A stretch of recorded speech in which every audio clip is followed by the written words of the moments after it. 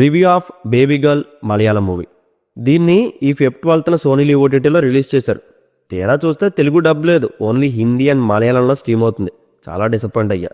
సరే అని original లాంగ్వేజ్లోనే finish చేశాను. 2 వారాల క్రితమే నివీన్ పౌల్ నుంచి సర్వమాయ వచ్చింది. మళ్ళీ వెంటనే ఈ మూవీ ప్రత్యక్షమైంది. మలయాళం హీరోస్ పని బాగుంటుంది, ఏ మేక్ ఓవర్లు ఉండవు, హై బడ్జెట్లు ఉండవు, రైటింగ్ మీద డిపెండ్ అయ్యి 50 రోజుల్లో సినిమా కంప్లీట్ చేసి రిలీజ్ చేసేస్తారు. అది హిట్ అయినా ఫెయిల్ అయినా ప్రాసెస్ మాత్రం జరుగుతూనే ఉంటుంది. Anyways, coming to the point, ఇప్పుడే మూవీ అయితే ఫినిష్ చేశా. నాకైతే బాగానే అనిపించింది.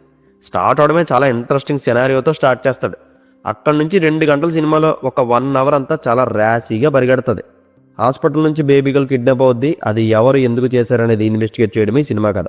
యాక్చువల్గా ఫస్ట్ హాఫ్లోని కథలో మొత్తం అన్ని పాయింట్స్ రివీల్ అయిపోతాయి.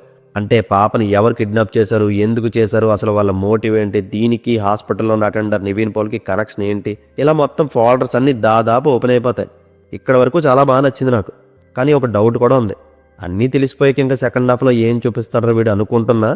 కిడ్నాపర్ని పట్టుకోవడానికే సెకండ్ హాఫ్ మొత్తం లాగుతాడు ఏంటి అనే లోపల డౌట్ రేజ్ అవుతానే ఉంది. ఫైనల్గా అదే జరిగింది.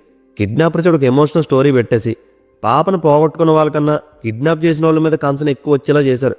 ఎమోషనల్ యాంగిల్లో ఆలోచిస్తే అది బాగానే కనెక్ట్ అవుతుంది, కానీ చివరిలో దానికి పర్ఫెక్ట్ ఎండింగ్ మాత్రం ఇవ్వలేకపోయారు.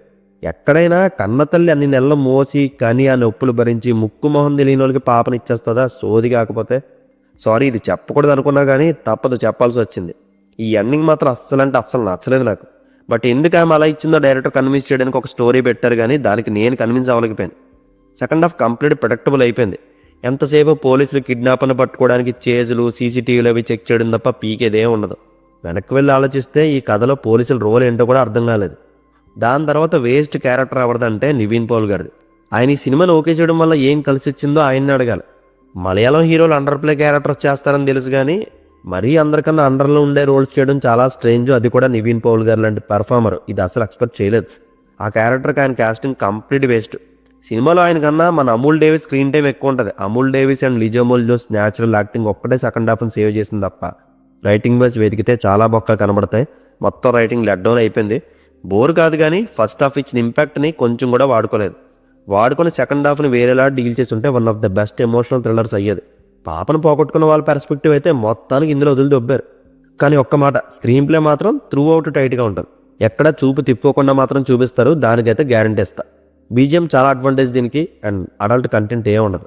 తెలుగు రిలీజ్కి ఇంకొన్ని రోజులు ఆగాలేమో, లేదు సబ్ టైటిల్స్తో చూసేస్తా ఉంటే హ్యాపీగా ఒకసారి చూసేయచ్చు. సోనీ లీవ్లో స్ట్రీమ్ అవుతుంది.